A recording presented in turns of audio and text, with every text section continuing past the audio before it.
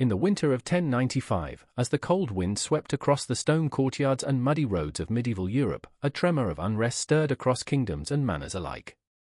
Europe was a world divided, fractured by petty wars, scarred by famine, shaken by disease, and constantly jostling for power among dukes, barons, bishops, and kings. The peasants struggled through harsh winters and harder harvests, the nobles schemed endlessly for land, the church sought to maintain the spiritual unity of a continent that seldom felt unified. It was a time when faith was the anchor of the common man and the weapon of the powerful. And it was faith, invoked by powerful words, that would set armies in motion, change lives, and transform the world in ways no one could imagine. In November of that year, thousands gathered in the French town of Clermont, where Pope Urban II had summoned clergy, nobles, and common people alike. Rumors spread long before the great event, that envoys from the east had pleaded for help, that Christian pilgrims in the Holy Land had been attacked, that ancient cities of Christendom lay in the hands of new and rising powers. By the time the Pope stepped onto the platform in the open field outside the town, the excitement of the crowd was thick enough to taste. People stood shoulder to shoulder, some climbing trees or wooden carts just to catch a glimpse of the man who carried God's authority on earth. Even knights accustomed to the battlefield felt a strange thrum of anticipation in their chests.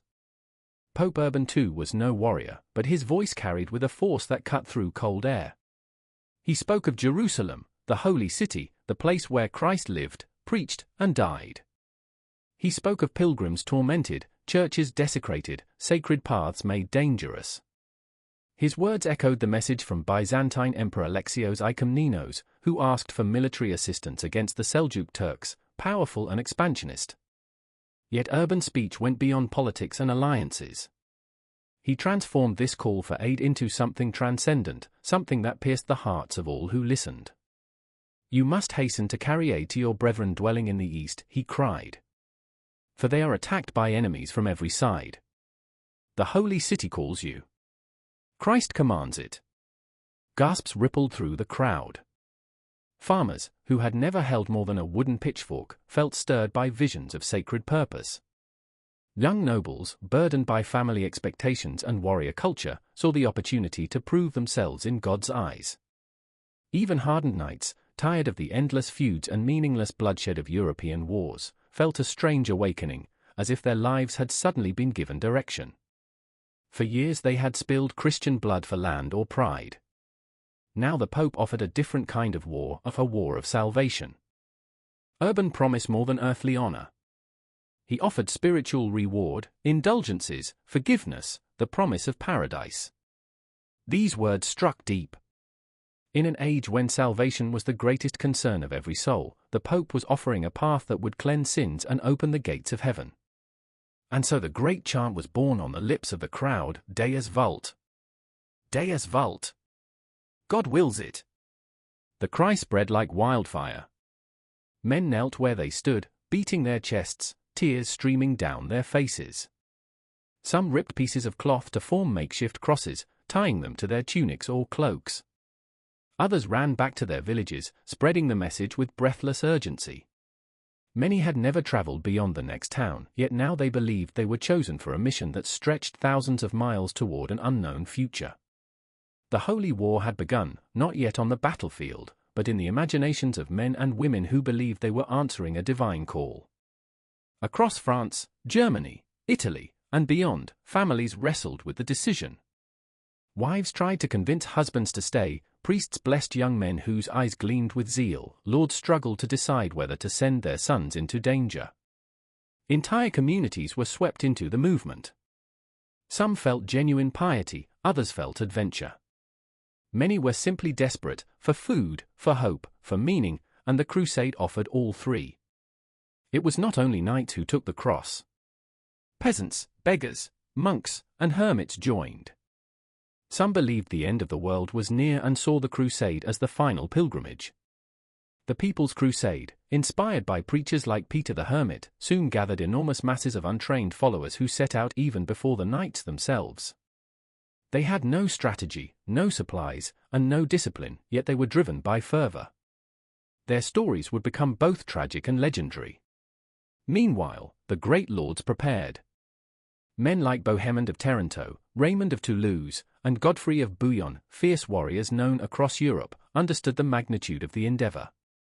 They gathered armies, secured funds, negotiated alliances, and made vows at altars illuminated by candlelight. Their motives varied. Some genuinely sought holy purpose. Others saw opportunity, land, wealth, political power. Some, burdened by past sins, saw the crusade as their path to redemption. In the mingling of motives, the crusade took shape as a movement at once spiritual and deeply human. Winter passed.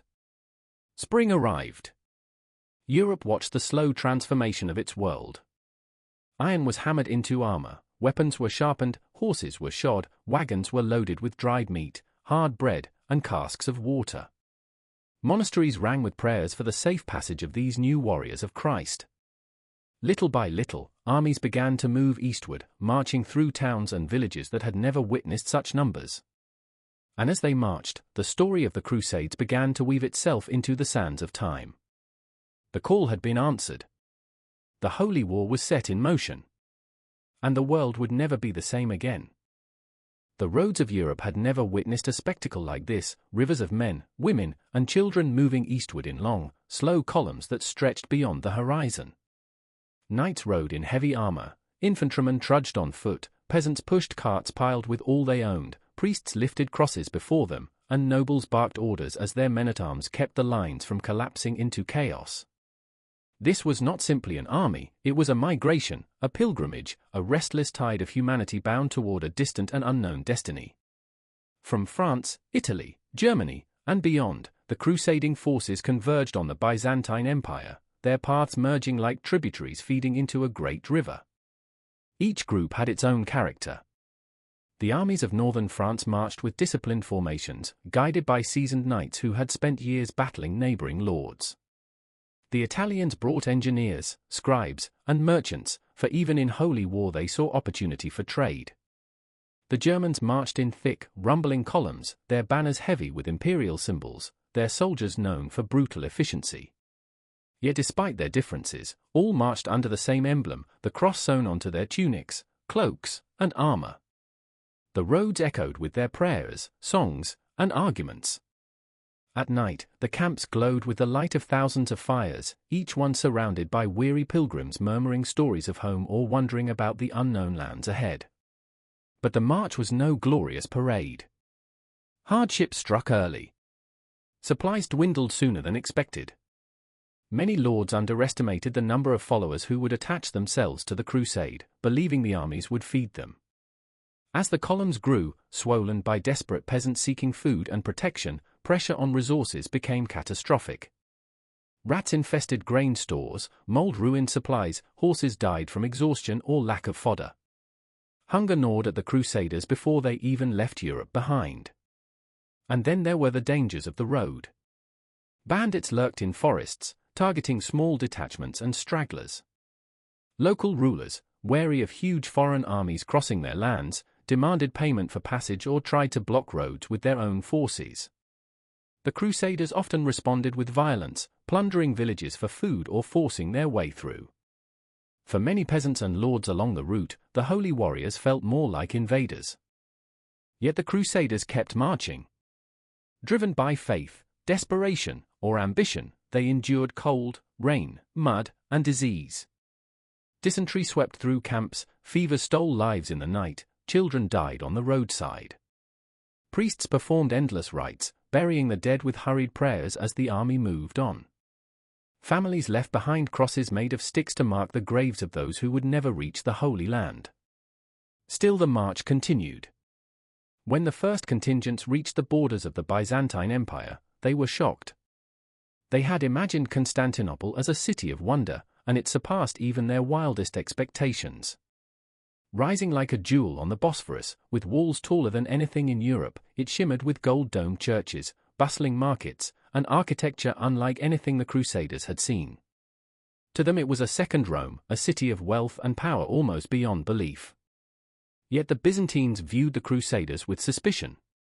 To Emperor Alexio's eye, they were neither saviors nor allies, they were unpredictable, undisciplined, and potentially dangerous. he saw in them both an opportunity and a threat. While he needed their help against the Seljuk Turks, he feared their ambitions. Many Crusader lords dreamed of carving out their own kingdoms, and Constantinople, with its unparalleled riches, tempted them deeply. Negotiations between Alexios and the Crusader leaders were tense. The emperor demanded oaths of loyalty in exchange for supplies and safe passage. Some Crusaders reluctantly agreed, viewing the demand as a political formality. Others resisted, unwilling to bow to a foreign ruler. Eventually, after long arguments and uneasy compromises, most leaders swore their oaths, but distrust lingered on both sides. The Crusaders camped outside Constantinople in vast tent cities that alarmed the Byzantines. Markets flourished, selling bread, wine, dried fruit, armor repairs, and exotic goods the Westerners had never seen. But tensions ran high. Crusaders stole from locals, Byzantine guards clashed with Western knights, drunken brawls erupted nightly. Constantinople had become an uneasy crossroads of cultures and ambitions.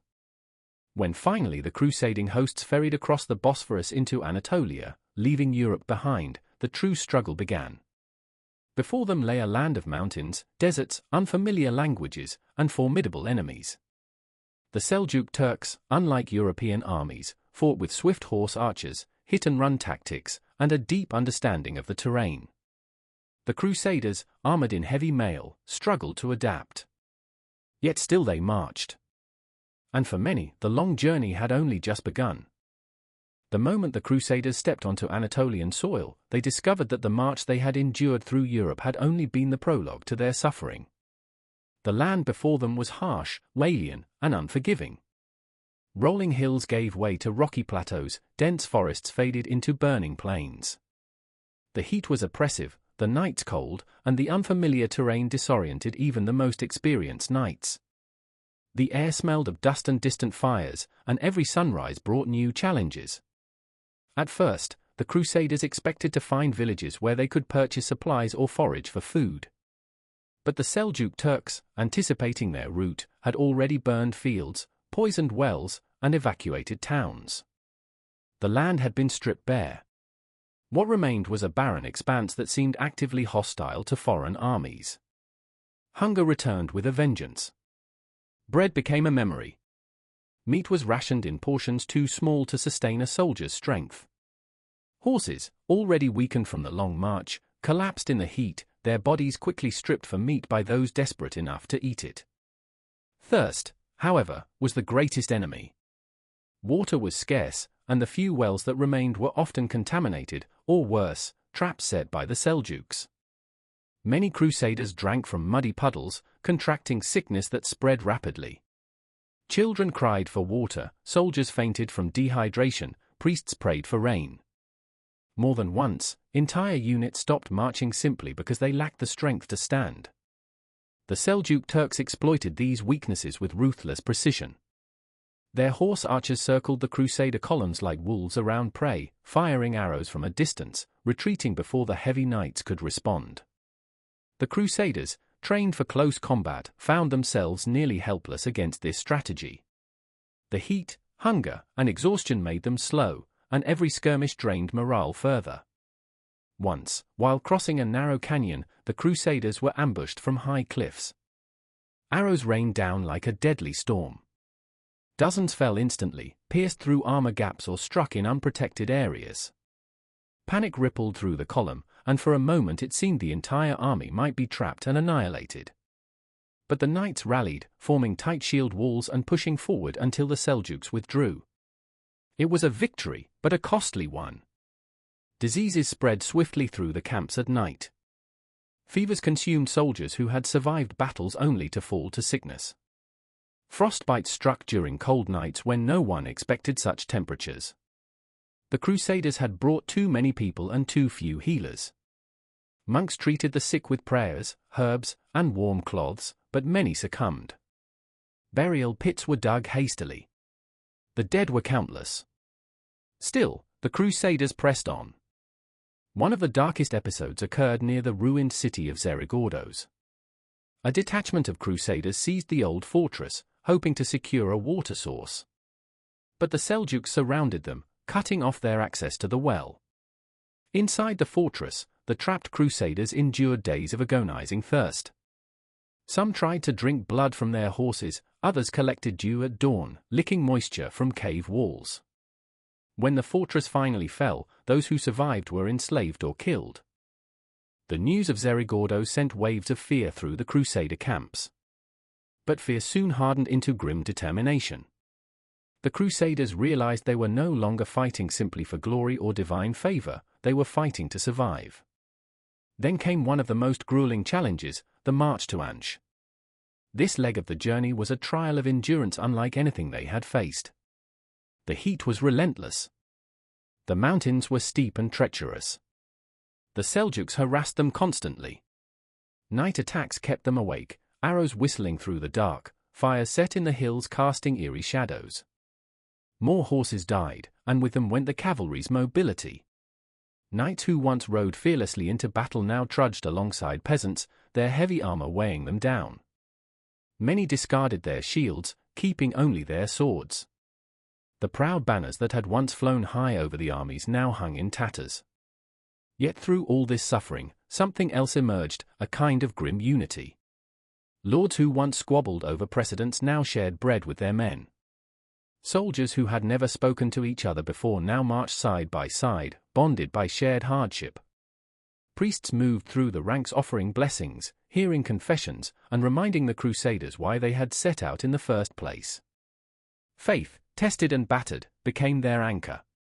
When they finally approached the great city of Ansch and its massive walls stretching toward the sky, they felt a surge of hope. At last, after months of starvation, ambushes, disease, and death, they had reached a place that promised both glory and necessity. For within Ansch lay food, shelter, and the next great challenge of the crusade. But the city would not fall easily. And the hardships the Crusaders had endured on the road were merely a shadow of what awaited them at the walls of Ansch. The crossing of the Bosphorus marked a moment unlike anything the Crusaders had known before. For many, it was the first time they had ever left Europe. The strait shimmered like a ribbon of silver under the morning sun, its waters rippling with currents that tugged at the Byzantine ferries carrying thousands of men, horses, and wagons across. As the Crusaders looked back toward the towering walls and shining domes of Constantinople, they felt the weight of finality. Europe, with all its familiar languages, customs, and landscapes, was behind them. Ahead lay lands that felt as remote as the stories told by monks, deserts, mountains, foreign faiths, and enemies they scarcely understood. On the eastern shore, the landscape changed immediately. Gone were the gentle farmlands of France or the forests of Germany. The air felt drier, the land rougher, and the horizon stretched wider. Anatolia opened before them like an enormous stone book, its pages filled with unknown dangers and revelations. The Byzantines who ferried them across gave final instructions and warnings. "Stick together," one translator urged. "The Turks ride like the wind. They do not fight like Europeans." But even as the advice was given, it was clear the Byzantines were relieved to be rid of them. Alexios had helped transport the Crusaders, but he had no interest in hosting them any longer than necessary. The Crusaders set up camp near the ruins of ancient Chalcedon, a place where empires had met and clashed for centuries. At night, the fires spread across the hills like constellations fallen to earth. Tents rustled with whispers of anticipation and fear. Priests led evening prayers, reminding everyone that they marched under God's command. Knights sharpened swords, tightened armor straps, and polished helmets, preparing for battles that they knew were inevitable. The common people, peasants, women, children, huddled together, unsure of what awaited them but determined to follow the men they trusted. The march inland began at dawn. Almost immediately, the Crusaders realized this was no ordinary campaign. The sun rose quickly and with brutal intensity. Dust clung to skin and armor. Flies swarmed around the ranks. The terrain shifted constantly, rolling hills followed by treacherous ravines, rocky outcroppings giving way to plains where nothing grew. The roads, if they could be called that, were little more than old paths carved by merchants and warriors centuries before. The Seljuk Turks watched them from afar. Scouts perched on hilltops, distant silhouettes against the sky. Sometimes they approached just close enough to be seen, riders on light, fast horses, before disappearing again. Their presence was a reminder that the Crusaders were being observed, measured, and tested. At first, the Crusaders tried to ignore them. They marched in orderly formations, as they had been trained. But the constant pressure of unseen eyes wore on them. Soldiers muttered prayers, knights exchanged uneasy glances, and lords argued over whether to send out their own scouts. The unfamiliarity of the Seljuks' tactics, silent observation, sudden appearances, phantom-like movements, set nerves on edge. The first real confrontation came near the ancient city of Nisha. The Crusaders had expected a glorious battle, a charge of knights, a clash of steel, a decisive victory. Instead, the Turks attacked from afar, firing arrows in rapid volleys before withdrawing out of range. Their horses moved with incredible speed, their archers shot with accuracy that shocked the Europeans. The Crusaders attempted to give chase, but their heavy armor and slower mounts left them frustrated and winded. It became immediately clear that they were dealing with a new form of warfare. When they reached Nisha, the Crusaders found an imposing walled city held firmly by the Seljuks. The siege began with fervor, driven by the belief that God had brought them to this moment. But Nisha was well provisioned, and its defenders were skilled archers. Arrows peppered the Crusader ranks daily. Siege engines had to be built from scratch. Food shortages intensified. Many soldiers were injured simply from trying to approach the walls. Worse yet, the Byzantine forces, who had promised support, approached cautiously and refused to coordinate fully. The Crusaders sensed betrayal, though the Byzantines saw it simply as careful strategy. After weeks of siege, Nisha finally surrendered, not to the Crusaders, but to the Byzantines, who negotiated secretly. When the Crusaders awoke to see Byzantine banners raised over the city, fury spread through the ranks. They had expected loot, supplies, and glory. Instead, Alexios took the city peacefully, denying the Crusaders their reward. The Crusader leaders confronted Byzantine officials, arguments erupting in tents lit by lanterns and candlelight. "We shed blood for this," Bohemond growled. "And you take it as if we were nothing." But the Byzantines stood firm. The city, they claimed, rightfully belonged to the empire. It was a moment that fractured trust completely. Still, the Crusaders had no choice but to move on. And so the march deeper into the east resumed, now shadowed not only by Turkish archers, but by resentment toward their supposed allies. The landscape grew harsher, the challenges greater, and the distance to Jerusalem still impossibly long. Yet their resolve, forged by suffering and driven by faith, only hardened. They would push on. They had no other choice. The holy city was still calling. By the time the Crusaders reached Ansh, they were exhausted, battered, and half-starved. Yet when they first saw the city rising before them, their weariness turned to awe. Ansh was enormous, one of the greatest cities of the ancient world, its walls stretching for miles across mountain slopes, its towers rising like stone giants.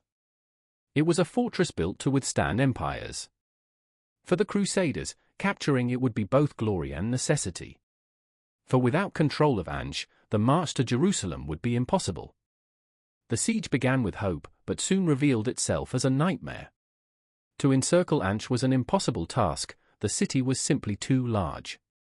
The Crusader forces stretched thin across the plains and hills surrounding the walls. Supply lines were long and vulnerable. Worse, winter was approaching. Frost covered the ground in the morning. Water froze in their cups. Horses shivered and died in the night. Food became the most precious commodity. Grain dwindled quickly. Foraging parties ventured far into the countryside, often ambushed by Turkish riders who seemed able to vanish into the landscape. Every journey beyond the camp became a gamble with death. Still, without foraging, starvation was certain. Inside Ansh, the garrison was strong, supplied through secret routes and underground paths the Crusaders did not know existed. The city's towers bristled with archers. Every attempt to storm the gates ended in a hailstorm of arrows. The Crusaders set up catapults, launched stones, built siege towers, but the defenders always matched them. Weeks passed. Then months. Diseases swept through the Crusader camp. Wounds festered. Fevers rose. Entire units were reduced to a handful of survivors. Corpses accumulated faster than they could be buried. Some soldiers deserted, fleeing in the night. Rumors of cannibalistic acts emerged, whether myth or reality, no one could say, but hunger drove men to madness. One night, a violent storm raged across the plains, tearing tents, flooding trenches, and extinguishing fires. In the darkness, the Seljuks launched a surprise attack. Flaming arrows arced high, igniting tents. Chaos erupted. Soldiers stumbled through mud and smoke, shouting to find their comrades. Knights rushed to form defensive lines, their armor slick with rain. After hours of fighting, the Seljuks withdrew, but the message was clear: the Crusaders were never safe. Morale plummeted. But then something unexpected happened: reinforcements arrived. A contingent of ships carrying supplies and soldiers reached the nearby port of St. Simeon. Cheers erupted through the camp. With new food and fresh fighters, the Crusaders regained strength. Hope flickered back to life. Still, Anch refused to yield. As the siege dragged into a seventh month, leadership tensions grew. Bohemond of Taranto made a bold proposal: if Anch were taken, he claimed, he should rule it. Some leaders objected bitterly. The crusade, they argued, was for God, not personal kingdoms. But desperation made compromises inevitable. Eventually, an uneasy agreement was formed: if Bohemond could take the city, he could claim it. As fate would have it, a breakthrough came not through force, but through treachery. Bohemond made contact with a guard inside Anch, a man named Firuz, who had grown disillusioned with his commander. Under cover of night, Firuz allowed Bohemond's small force to scale a secret tower and open a gate. The Crusaders surged inside. Fighting erupted in the streets. The garrison was overwhelmed. Fires spread, illuminating the chaos with an infernal glow. Morning revealed the impossible. Anch had fallen. The Crusaders rejoiced, but their victory was short-lived. Only days later, a massive Muslim relief army, led by Kerboga of Mosul, descended on Anch. The Crusaders, now inside the city, suddenly became the besieged. Food ran out again. Horses were eaten. Men collapsed from weakness. Fear spread like disease. But then came the most controversial event of the entire crusade. A monk named Peter Bartholomew claimed to have had a vision: the Holy Lance, the spear that pierced Christ's side, was buried under a church in Anch. Excavations began. After hours of digging, something was found, whether planted or genuine, no one knew. But faith surged. Soldiers believed God had sent them a sign. With renewed zeal, the Crusaders marched out of the gates to face Kerboga's army. What followed was a battle that defied all expectation. Despite starvation and exhaustion, the Crusaders fought with ferocity. They charged in tight formations, driving back the enemy. Panic spread among Kerboga's ranks. Some units fled. Others broke apart under the surprising strength of the Crusader assault. Against all odds, the Crusaders won. Kerboga's army retreated. The siege was lifted. Anch, once a dream, then a graveyard, was theirs. But the victory came at a cost. Bodies littered the fields. Entire units were gone. Anch itself was stripped to survive, streets barren, buildings scarred, the air heavy with smoke and death. Still, the Crusaders pressed on. Jerusalem was still far away. And the hardest trials lay ahead. The aftermath of the Battle of Anch left the Crusaders in a state of strange contradiction: victorious, yet on the verge of collapse. They had defeated Kerboga's forces, secured a city thought impossible to take, and witnessed what many believed to be divine intervention. But Anch was devastated. The siege had not only drained their strength, it had drained the land itself. The survivors wandered the streets, stunned by both triumph and trauma. Buildings lay in ruin. Wells were contaminated. Stores of food had long disappeared. The corpses of warriors, defenders, civilians, and horses filled alleyways. The stench was unbearable. Disease loomed like a shadow, threatening to finish what starvation had started. Leadership disputes flared almost immediately. Bohemond, invoking the earlier agreement, claimed Ansch as his own. Some Crusader leaders supported him, others accused him of betraying the mission. Arguments erupted in the citadel, shouted in a dozen languages. At times swords were drawn, only to be lowered moments later when cooler heads intervened. Meanwhile, the common soldiers asked a more pressing question. How could they continue to Jerusalem when they could barely stand? Some argued they should rest for months. Others believed God would provide if they moved quickly. A few suggested turning back, an idea met with horror and fury. The crusade had endured too much to retreat. Amid the chaos, a sense of spiritual fervor surged. Many believed that finding the Holy Lance was a sign they were invincible. Others doubted its authenticity, whispering that Peter Bartholomew was a fraud. The clergy argued fiercely, dividing the camps. Faith was no longer simply a unifying force, it had become a source of tension. But regardless of belief, one fact remained: the Crusaders needed to recover. They spent months trying to rebuild. Engineers repaired walls and gates, preparing Ansch for future attacks. Foraging parties searched the countryside for grain, livestock, and fresh water. Local Christians, previously oppressed under Turkish rule, provided assistance, offering knowledge of the land and helping translate between leaders. Even so, the suffering continued. Starvation returned. The weaker soldiers succumbed. Priests performed funerals daily. Morale surged between hope and despair like a pendulum. During these months, Crusader leaders held councils to decide their next move. Messengers traveled to Constantinople, hoping for Byzantine reinforcements, but Alexios, misinformed that the Crusaders had been annihilated, had already turned back. The Crusaders felt betrayed. Their resentment solidified into permanent mistrust. Still, the council resolved. The crusade must continue. Jerusalem awaited. But continuing meant making an impossible choice: who would lead? After months of political maneuvering, Godfrey of Bouillon and Raymond of Toulouse emerged as principal commanders. Their reputations balanced each other: Godfrey, pious and steady; Raymond, ambitious but respected. Bohemond remained in Ansch, focusing on consolidating his own power. In early spring, fresh momentum stirred in the ranks.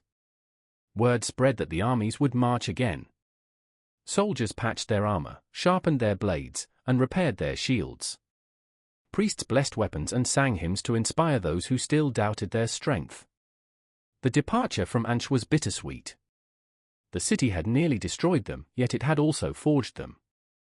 Every soldier who left did so with scars, physical, emotional, or spiritual. They had survived starvation, betrayal, disease, an impossible battle. Each step away from Ansch was a testament to human endurance and desperation. As they marched southward, the landscape changed once again. Rolling hills and fertile plains replaced the barren expanses of Anatolia. Villages dotted the countryside. Local Christians greeted the Crusaders with cautious hope. For the first time in months, they found food in abundance: grain, olives, figs, goats, wine. Spirits lifted. Songs returned to the campfires. Yet the journey remained dangerous. Muslim forces monitored their route, gathering intelligence. Ambushes struck occasionally, testing the Crusaders' alertness. But after Ansch, these skirmishes felt small. The Crusaders fought with confidence, moving as a more unified force. At every camp, priests reminded them of Jerusalem, now only weeks away.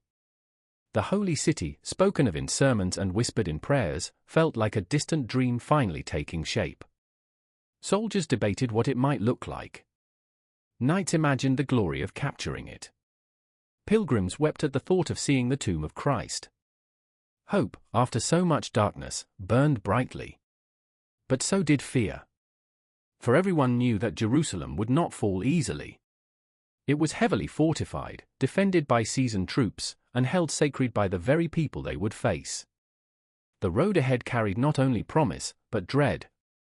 Still, the Crusaders marched. Their resolve had been tested, and refined by fire, hunger, and faith. What awaited them in Jerusalem would become one of the most dramatic chapters in medieval history.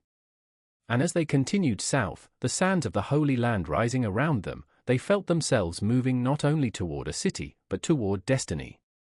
When the Crusaders finally departed from Antioch in early 1099, they marched as men transformed, thinner, harder, more solemn, and carrying the invisible weight of all they had endured. The agony of the march through Anatolia, the starvation of the siege, the terror of Kerboga's counterattack, these memories traveled with them. But so did something else, a sense of unshakable destiny. Jerusalem was no longer an abstract promise, it was now a place that felt unbearably close, as if God himself was drawing them toward it with unseen hands. The army was smaller now.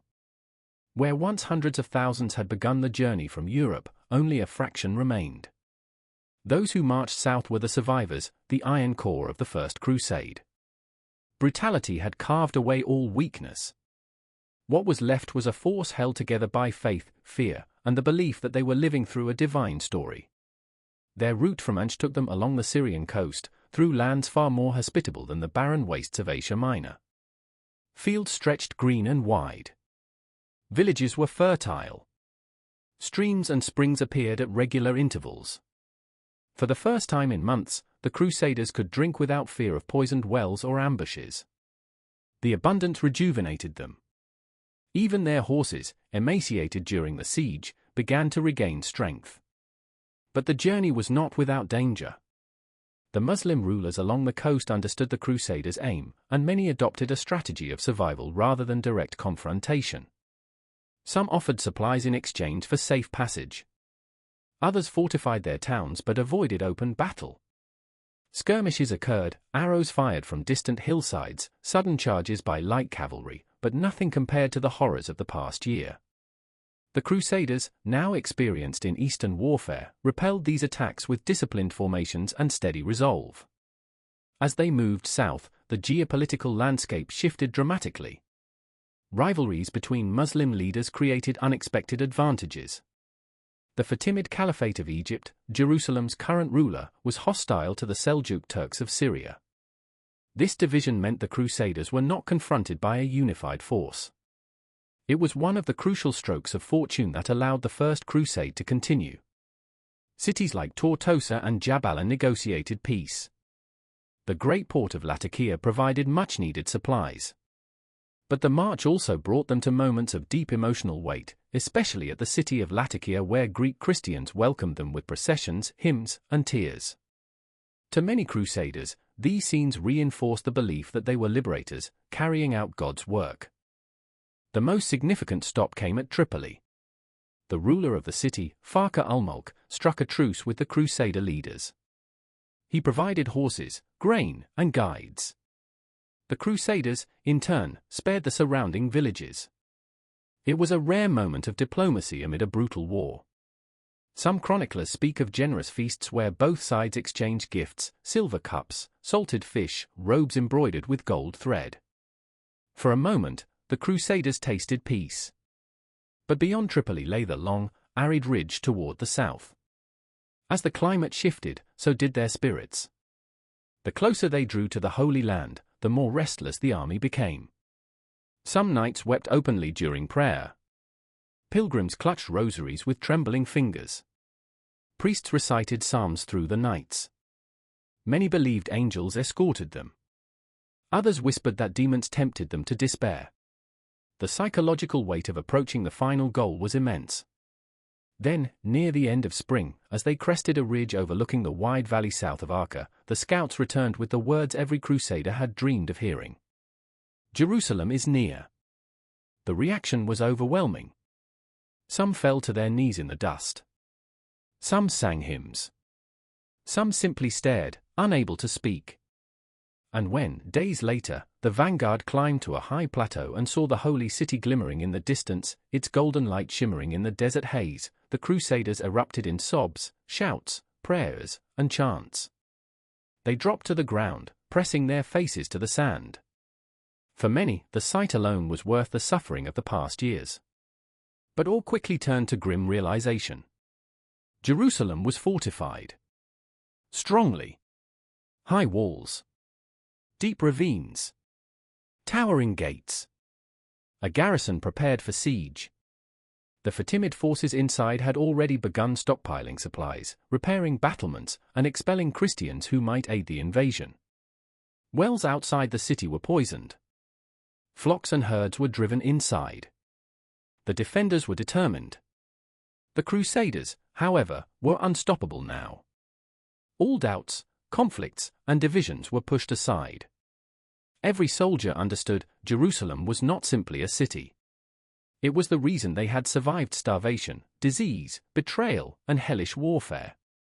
They camped around the northern and western sides, too few to encircle the entire city, but determined to make every man count. And as the sun set over the holy walls, casting long shadows across the plain, a silence fell, a silence thick with destiny. The march was over. The final battle was about to begin. The siege began under unforgiving conditions. Jerusalem in June was a furnace of white stone and relentless sun. The Crusaders arrived with almost no supplies. Water was scarce, food nearly non-existent, and the land surrounding the city offered little for foraging. Worse still, Jerusalem stood on high ground, ringed by cliffs on the east and deep valleys on the south. The only viable approaches were from the north and west, precisely where the defenders had reinforced the strongest battlements. The Fatimid garrison, numbering around 4,000 trained soldiers with tens of thousands of inhabitants supporting them, was prepared. They poured boiling oil from the walls, launched stones with mangonels, fired arrows, and maintained tight discipline. They understood exactly what the Crusaders wanted and intended to deny it at all costs. The Crusaders' situation was desperate. The siege engines they had used at Anch had long been abandoned. They had no timber for new towers or ladders. They lacked the manpower to attempt a full perimeter siege. The heat claimed lives daily. Horses died within days. Some soldiers fainted as they walked. Chroniclers describe men drinking water mixed with blood or mud just to quench their thirst. Yet despite everything, Jerusalem exerted a magnetic power. Every sunrise glinting off its walls seemed like a divine reminder. Priests led processions around the camp. Soldiers fasted and prayed. Leaders met under tents lit by flickering torches, discussing impossible plans. A turning point came unexpectedly. A group of local Christians, who had been expelled from the city and now lived scattered outside its walls, approached the Crusaders. They revealed where timber could be found, in forests near Samaria, a long and dangerous journey north. Immediately, teams of knights and laborers set out under escort. The journey itself was perilous, plagued by heat and harassment from Fatimid scouts. But they returned with precious wood. From this timber, engineers began constructing siege towers, battering rams, and scaling ladders. It was slow work. Every nail, every rope, every wheel was a victory. Meanwhile, the defenders grew increasingly taunting. From the walls, they displayed crosses upside down. They shouted insults. They rang bells mockingly. The Crusaders answered not with rage but with prayer. Rage would come later. In early July, the siege machines were finally completed. The Crusaders moved two enormous siege towers into place, one on the northern wall, commanded by Godfrey of Bouillon, and the other on the southwest, commanded by Raymond of Toulouse. Then something miraculous, or coincidental, happened. A breeze shifted the direction of smoke from the Fatimid fires, blowing it away from the Crusader towers instead of toward them. And even more critical, the defenders, believing the Crusaders' tower would attack the same northern section as the early preparations suggested, reinforced the wrong positions. Godfrey's men pushed their tower toward a weaker section. At dawn on July 15, the final assault began. The sound of trumpets echoed across the valley. Drums beat. Soldiers shouted psalms. The towers groaned as they moved forward. Arrows darkened the sky. Stones crashed down. Boiling oil splattered on shields. But the Crusaders pressed on, inch by inch. Godfrey's tower reached the wall first. Soldiers leapt onto the battlements, clashing in hand-to-hand combat. Shields splintered. Helmets cracked. Bodies fell into the ditch below. Then Godfrey himself, tall, broad-shouldered, a model of knightly piety, raised his banner atop the wall. A roar erupted from the Crusader lines. The defenders wavered. More Crusaders surged up ladders and ropes. Some fell, some burned, but enough made it across to overwhelm the wall defenders. Within minutes, the northern gate was forced open. Jerusalem had been breached. What followed was chaos, swift, unstoppable, and stained with the fury of men who had endured 3 years of unimaginable suffering. The streets became battlegrounds. The Fatimid garrison attempted organized resistance but was overwhelmed. Civilians fled to sanctuaries, unaware these would not protect them. By nightfall, the Crusaders stood victorious. For the first time in centuries, Jerusalem was in Christian hands. Men fell to their knees, sobbing, kissing the stones of the holy city. Priests led hymns. Knights removed their helmets and wept openly. Chroniclers describe the moment as both holy and horrifying, sacred and violent. But to the Crusaders, exhausted to the bone, bleeding, starving, and delirious with the fulfillment of prophecy, the victory was nothing short of a miracle. The long journey, begun at Clermont years earlier, had reached its climax. The holy city was theirs. Jerusalem after the assault was a city transformed, its streets littered with broken weapons, its markets overturned, its sacred spaces echoing with the cries of the living and the silence of the dead. Smoke drifted from houses set ablaze during the fighting. The scent of fire mingled with the smell of blood and dust. Nothing about the moment was simple. The Crusaders had captured the city they sought with their whole souls, but they had done so through a storm of violence. The Fatimid garrison had fought fiercely. Many had died at the walls. Others had retreated into the city's narrow streets where the fighting turned brutal. Crusader chroniclers describe the defenders' courage, Muslim sources describe the overwhelming force of the attackers. In truth, both accounts reflect only fragments of a larger catastrophe. Once the defenses collapsed, the Crusaders surged through the city with all the pent-up rage, fear, hunger, and religious zeal accumulated over years of suffering. They saw themselves as God's instruments and Jerusalem as a sacred prize. Many believed that no mercy was required, or even permitted, in a holy war. Chroniclers describe blood in the streets deep enough to splash on calves. Others likely exaggerated. Yet the scale of violence was undeniable, thousands were killed in the chaos. The panic was so great that many inhabitants fled to the Al-Aqsa Mosque or the Dome of the Rock, hoping for sanctuary. But the Crusaders, driven by battle frenzy, stormed these sites too, slaying both soldiers and civilians. And then, suddenly, just as swiftly as the frenzy began, silence fell. The fighting stopped. The city was theirs. And in that silence came realization. Jerusalem, golden, ancient, holy, stood before them not as an enemy fortress but as the city of Christ. The contrast was overwhelming. Some knights, blood-stained and exhausted, fell to their knees and wept. Others dropped their weapons as if suddenly ashamed. Priests moved through the streets chanting psalms of thanksgiving. Many Crusaders walked barefoot into the Church of the Holy Sepulchre, tears streaming down dusty faces. Godfrey of Bouillon refused a royal crown, declaring, "I will not wear a crown of gold where my Saviour wore a crown of thorns." He accepted the title Advocate of the Holy Sepulchre instead, a symbol of humility, whether genuine or politically measured. In the weeks that followed, Jerusalem began to transform once again. The Crusaders cleaned the holy sites. Churches reopened. Bells rang. Pilgrimages began anew. The new rulers divided districts, established laws, and attempted to restore some semblance of order. But the city remained haunted. Homes stood abandoned. Families were gone. Entire neighborhoods were silent except for the prayers of Crusader soldiers and the soft chants of the remaining Christian communities. The scars of battle were everywhere: burned doorways, collapsed houses, shattered mosaics. Outside the walls, the fields were trampled and barren. Inside the city, a strange mixture of triumph and trauma took hold.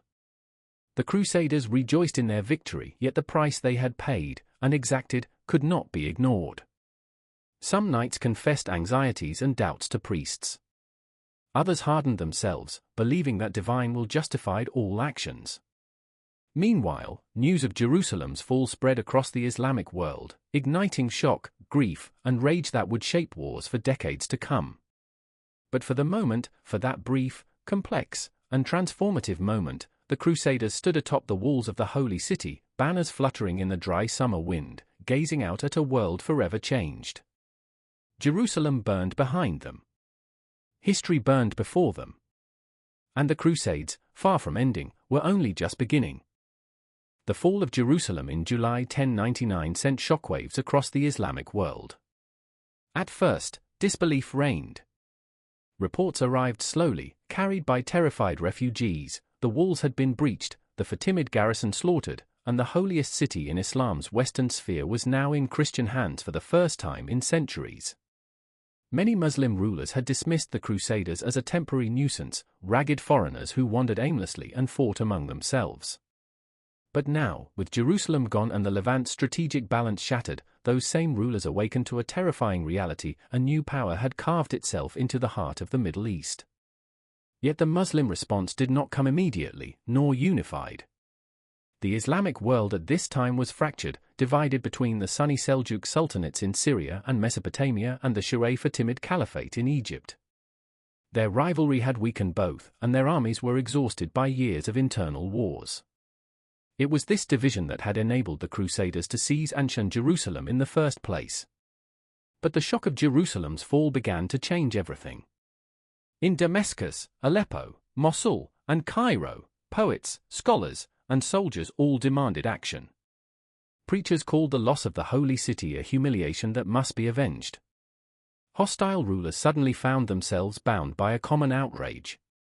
Still, political fragmentation meant responses were scattered and inconsistent.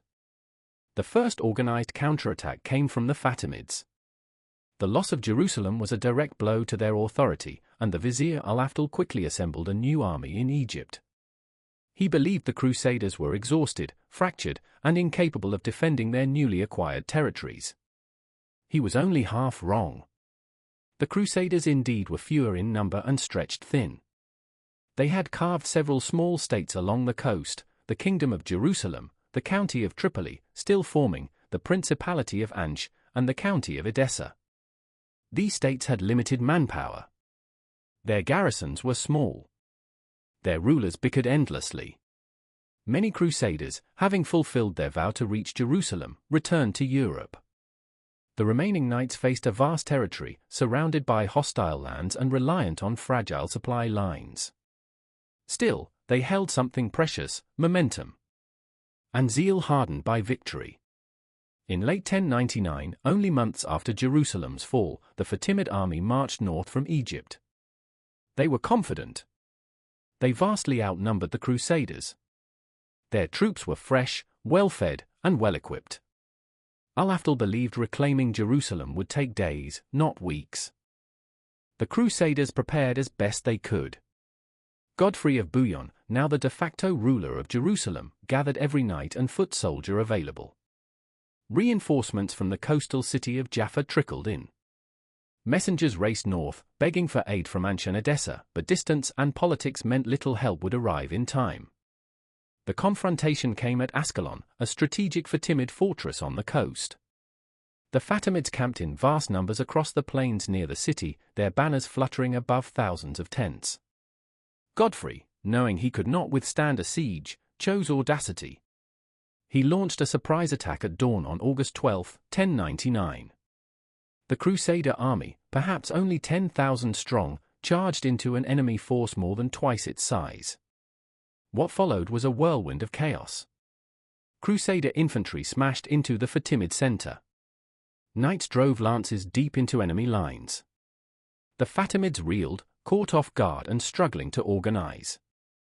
Within hours, their massive army began to collapse. By midday, the Crusaders had routed the Fatimid forces completely. The victory at Ascalon was decisive. But it was also deceptive. Although the Crusaders won the battle, they failed to capture the city itself. Rivalries between Raymond of Toulouse and Godfrey of Bouillon led to hesitation, and Ascalon remained in Fatimid hands. The the doorway for future Egyptian invasion stayed open. Over the next few years, Muslim powers tested the Crusader states repeatedly. The Fatimids launched annual raids northward, attempting to pressure Jerusalem from the south. In the east and north, Seljuk warlords harassed Ansh and Edessa. Small Crusader garrisons found themselves constantly defending against ambushes and skirmishes. Still, during these first years, nothing like a unified Muslim counter-crusade emerged. The political fragmentation persisted.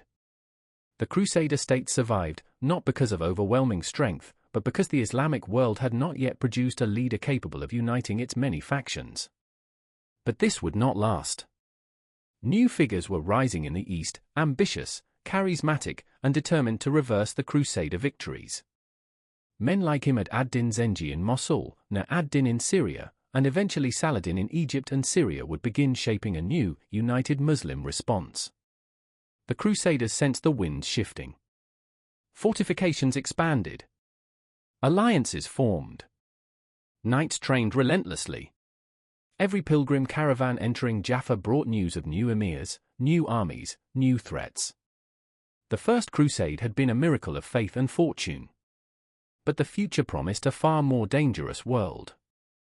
For the Islamic counterattack had begun, slowly, disjointedly, but gathering momentum with each year, each battle, and each rising leader. Jerusalem had been taken with fire and blood. Now the struggle to keep it had truly begun. By the mid-1180s, nearly a century after the Crusaders first captured Jerusalem, the fragile kingdoms they had built were beginning to strain under the rising strength of a unified Islamic world. The era of fragmented Muslim rulers was ending. In its place stood Salah ad-Din Yusuf ibn Ayyub, Saladin, a leader of extraordinary discipline, political genius, and religious devotion. Saladin had achieved what generations before him had failed to do, unify Egypt and Syria under one banner. With patience and strategy, he forged alliances, subdued rivals, and built a professional army unmatched in the region. While the Crusader states still boasted strong fortresses and elite knights, they were weakened by internal disputes, economic strain, and overconfidence. Their troops were few, their leadership divided, and their strategic focus uncertain. It was only a matter of time before these rising forces collided. The spark came in 1186 to 1187 when Reynold of Chatillon, one of the most volatile and reckless Crusader lords, attacked a Muslim caravan traveling under Saladin's protection. This was not just a raid, it was a violation of a truce. Worse, Reynold allegedly seized noble women, merchants, and scholars, treating them with cruelty. Saladin was enraged. He vowed personally to execute Reynold. He vowed to break the Crusader power once and for all. War became inevitable. In summer 1187, Saladin assembled one of the largest armies the region had ever seen. Tens of thousands of cavalry, infantry, and archers gathered under his banners. The Crusaders, sensing the scale of the threat, rallied their full strength. For the first time in years, nearly every knight in the Kingdom of Jerusalem answered the call: the Templars, the Hospitallers, local nobles, city garrisons, and foreign Crusaders. Jerusalem's king, Guy of Lusignan, made a critical decision. When Saladin besieged Tiberias, instead of defending their strong central position near Sephoria, where they had abundant water, the Crusader army marched east across the dry plateau toward the Sea of Galilee. It was a disastrous choice. The march took place in the height of July. The heat was unbearable. Water was scarce. Saladin's cavalry harassed them constantly, firing arrows from afar but avoiding direct engagement. By the time the Crusaders reached the area around Hattin, they were exhausted, dehydrated, and demoralized. They camped near the extinct volcano known as the Horns of Hattin, hoping to push through to the water near the lake the following morning. Saladin did not intend to let them reach it. Before dawn, he ordered fires to be lit around the Crusader encampment. The smoke drifted across the dry plain, choking the already dehydrated soldiers. Then came volleys of arrows, relentless and demoralizing. The Crusaders formed defensive lines, but the heat, smoke, and thirst made it impossible to hold formation. The battle unfolded as a slow disintegration. Under the blazing sun, the Crusader infantry broke first. Saladin's light cavalry swarmed them from all sides. The knights attempted charges again and again, but without water, without rest, and without proper formation, they could not break through the Muslim lines. The true cross, the holiest relic carried into battle, fell into Saladin's hands as its bearers were cut down. The Crusader army collapsed. King Guy himself was captured. The Templar and Hospitaller knights were taken prisoner. Reynold of Chatillon was brought before Saladin. True to his vow, Saladin personally executed him, striking him down for his years of brutality and for violating the truce. King Guy, trembling, was spared, offered water, and told, "It is not the way of kings to kill other kings." But Reynold had broken every law. The Battle of Hattin marked the end of Crusader dominance in the Holy Land.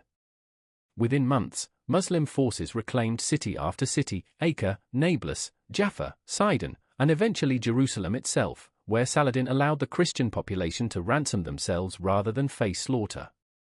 The world that the First Crusade had created nearly a century earlier crumbled in a single summer. Hattin was not merely a defeat, it was a pivot point in history, the moment the Crusader dream of a Christian Holy Land collapsed under the weight of its own fragility and Saladin's brilliance. Centuries have passed since the Crusaders first marched across Europe, driven by sermons of salvation and visions of a golden city shimmering in the desert. Their arrival in the Holy Land reshaped the medieval world. Their victories carved new kingdoms. Their defeats redrew borders. And their presence forever altered relations between East and West. Yet when we look back, what remains most powerfully is not the swords, nor the banners, nor the battles, it is the human story woven into the sands of time. The First Crusade began as a religious movement born from desperation, zeal, and fear. Europe was fractured, hungry, exhausted from war. The idea of Jerusalem, pure, distant, and holy, became a beacon. Men who had never traveled beyond their villages found themselves marching thousands of miles across scorching plains and frozen passes. Some went for faith, others for adventure, others for redemption. Most never returned. Those who survived found a world transformed. The new Crusader states, Jerusalem, Ansh, Tripoli, and Edessa, became crossroads of cultures. Merchants traded spices, silk, weapons, and ideas. Pilgrims traveled roads once controlled by rival empires. European knights learned new tactics, new medicine, new architecture from the Islamic world. Arabic manuscripts entered European libraries. Innovations in mathematics and navigation flowed westward. And yet, the same period produced some of the darkest chapters of medieval violence. Cities burned. Villages emptied. Families shattered under sieges, raids, and massacres. Jerusalem's conquest in 1099 left wounds that lingered for generations and shaped how cultures understood one another. The Muslim response to the Crusades eventually forged great leaders, Nur ad-Din, Zengi, Saladin, who united fractured territories and built states stronger than before. The counter-Crusades transformed the political landscape of Syria, Egypt, and Mesopotamia. By the time Saladin reclaimed Jerusalem in 1187, the world had changed profoundly. The age of medieval holy war had entered a new phase, one of diplomacy, prolonged conflict, and deepening cultural entanglement. Later crusades would come, some vast, some disastrous, some barely worthy of the name. But none would ever match the raw, unpredictable, miraculous, and horrific nature of the First Crusade. Today, the roads once walked by tens of thousands of crusaders are silent. The stones of ancient Jerusalem have witnessed countless empires rise and fall. The hills of Hattin stand quiet under the sun, the wind whispering across the dry grass as if remembering the clash of steel and the cries of dying warriors. And Ansh, once the crucible of the Crusader spirit, sits far from the frontiers of medieval feuds, its walls eroded by time. But the legacy remains. The Crusades reshaped the world. They ignited interactions between civilizations. They forged myths, legends, and histories. They influenced art, literature, and politics. They left memories, bitter, heroic, tragic, that still echo today. And in those echoes, one hears not just the clash of swords, but the footsteps of ordinary people caught in extraordinary events. The farmer who carried a cross on his tunic. The knight who prayed before battle.